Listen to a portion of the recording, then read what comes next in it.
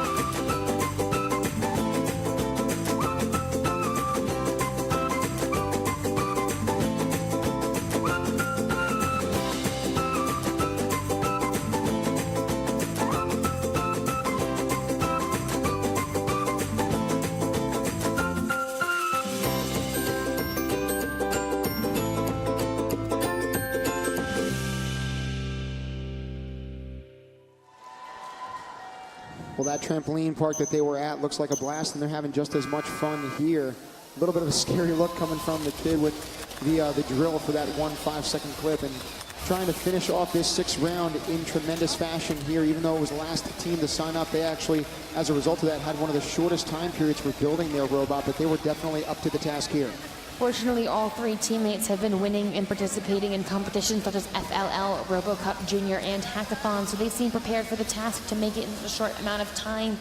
And we can see Team Lithuania teamed up with Azerbaijan and Israel on, I believe, the Hydro Alliance up against Madagascar in North America, and Bosnia and Herzegovina on the Aqua Alliance. I believe I might have those flipped. Now, with those rankings, Team Europe has popped back into the foray after their 5th round of action. They're at 562 right now, not too far behind Myanmar.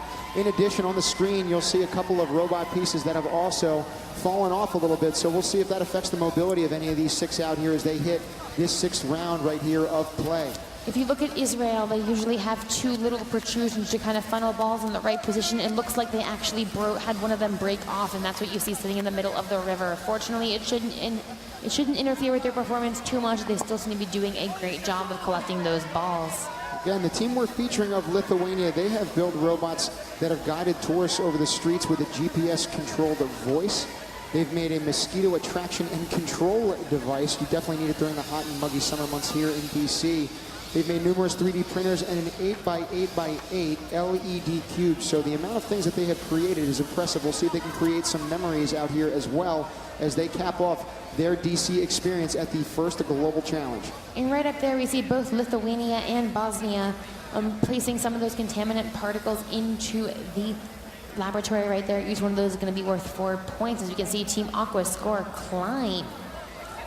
Right now, you see in the center of that screen, they have finished putting all 10 of those contaminant particles in the lab, so they will stop flowing into the river. We'll see if there are any in the river, if either of these 6 teams and 2 alliances are going to get those cooperation points, and it does not look like that's going to happen this time, but we do have penalties that have now surfaced for both teams. Initially, it was just Aqua, but Hydro just popped one up, and so those 5 points are going to cancel each other out. It's a 107-140 game with 5 seconds remaining on the clock just about right now. And as those robots manage to make it into the air, we'll get the final scores up for you in a moment as we can hear cheers specifically for Israel, I can make out, but for every single team competing out in the crowd.